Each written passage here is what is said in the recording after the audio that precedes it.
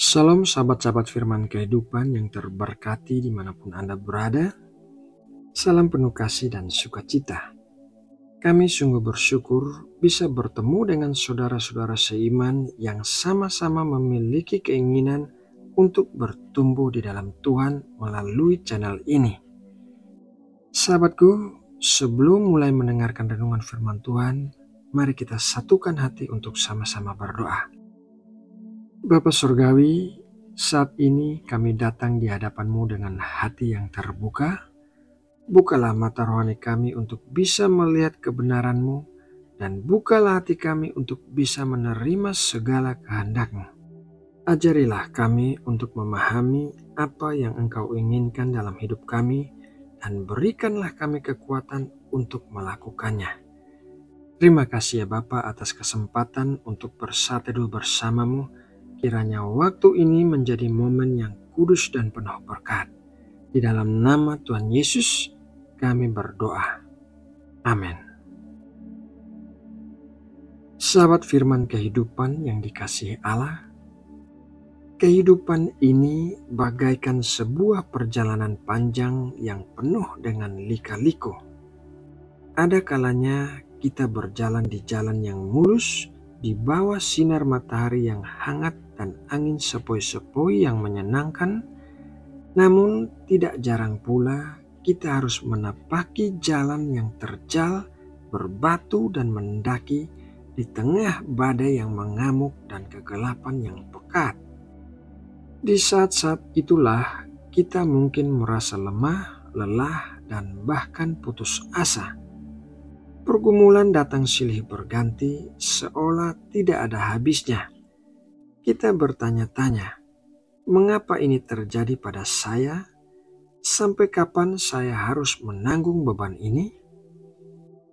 Jika saat ini saudara sedang berada di tengah-tengah badai kehidupan, merasa imanmu goyah dan hatimu rapuh, ingatlah satu hal, kamu tidak sendirian. Tuhan Yesus Kristus, Sang Juru Selamat kita, pernah mengalami pergumulan yang jauh lebih berat dari yang bisa kita bayangkan. Ia tahu rasanya dikhianati, disakiti, dan ditinggalkan. Ia mengerti betapa beratnya beban penderitaan, dan karena ia telah mengalahkan segalanya, ia adalah sumber kekuatan dan pengharapan kita. Seringkali kita berpikir bahwa iman hanyalah tentang seberapa banyak kita tahu tentang Alkitab atau seberapa sering kita pergi ke gereja. Namun iman sejati jauh lebih dari itu. Iman adalah kepercayaan yang hidup dan aktif kepada Allah dan janji-janjinya, bahkan ketika keadaan tidak masuk akal. Iman adalah keyakinan bahwa Tuhan sedang bekerja bahkan ketika kita tidak melihatnya.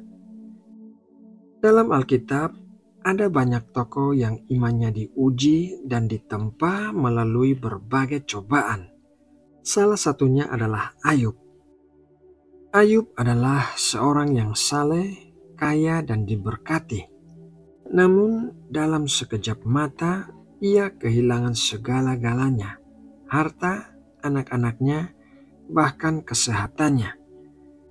Bayangkan apa yang akan kita rasakan jika kita berada di posisi Ayub. Mungkin kita akan menyalahkan Tuhan dan menyerah. Namun Ayub tidak melakukannya. Meskipun ia berduka dan menderita, ia tidak pernah menyangkal imannya. Ia berkata demikian dalam Ayub 1 ayat 21. Katanya, dengan telanjang aku keluar dari kandungan ibuku, dengan telanjang juga aku akan kembali ke dalamnya. Tuhan yang memberi, Tuhan yang mengambil. Terpujilah nama Tuhan. Iman Ayub diuji, tetapi ia berhasil melewatinya dan pada akhirnya Tuhan memulihkan keadaannya 2 kali lipat. Sama seperti seorang atlet yang melatih otot-ototnya di gym untuk menjadi kuat, iman kita juga dilatih melalui setiap masalah dan pergumulan yang datang. Setiap kali kita menghadapi tantangan, entah itu masalah keuangan, penyakit, konflik dalam keluarga, atau kegagalan dalam pekerjaan, itu adalah kesempatan bagi kita untuk melatih iman kita. Ketika kita berada dalam kesulitan, kita memiliki dua pilihan: menyerah dan membiarkan ketakutan menguasai kita, atau bersandar sepenuhnya kepada Tuhan dan percaya bahwa Ia sanggup menolong kita. Ketika kita memilih yang kedua, kita sedang melakukan latihan iman. Kita belajar untuk tidak mengandalkan kekuatan diri sendiri, melainkan kekuatan dari Tuhan. Beberapa langkah praktis yang perlu kita lakukan untuk melatih iman kita adalah: langkah yang pertama, yaitu berdoa dengan jujur. Tuangkan semua kekhawatiran dan ketakutanmu kepada Tuhan. Jangan malu untuk mengatakan bahwa kamu merasa lemah. Tuhan mengerti dan Ia akan memberikan kekuatan. Langkah yang kedua yaitu membaca firman Tuhan. Alkitab adalah sumber kekuatan dan pengharapan. Carilah ayat-ayat yang menguatkan dan merenungkannya siang dan malam. Firman Tuhan adalah pelita bagi kaki kita dan terang bagi jalan kita. Langkah yang ketiga yaitu mencari dukungan. Jangan menghadapi pergumulan kita sendirian. Bergabunglah dengan komunitas Kristen yang sehat dan saling menguatkan. Berbagi beban dengan saudara seiman dapat meringankan beban kita. Langkah yang keempat yaitu mengingat kembali kesaksian kita. Pikirkan kembali saat-saat di mana Tuhan telah menolong kita di masa lalu. Ingatlah bagaimana Ia telah setia. Kesaksian itu akan menjadi pengingat bahwa Tuhan yang sama masih sanggup menolong kita saat ini. Yeremia 29 ayat 11 berkata demikian, "Sebab aku ini mengetahui rancangan-rancangan apa yang ada padaku mengenai kamu, demikianlah firman Tuhan, yaitu rancangan damai sejahtera dan bukan rancangan kecelakaan, untuk memberikan kepadamu hari depan yang penuh harapan." Ayat ini adalah janji yang menguatkan bagi kita semua.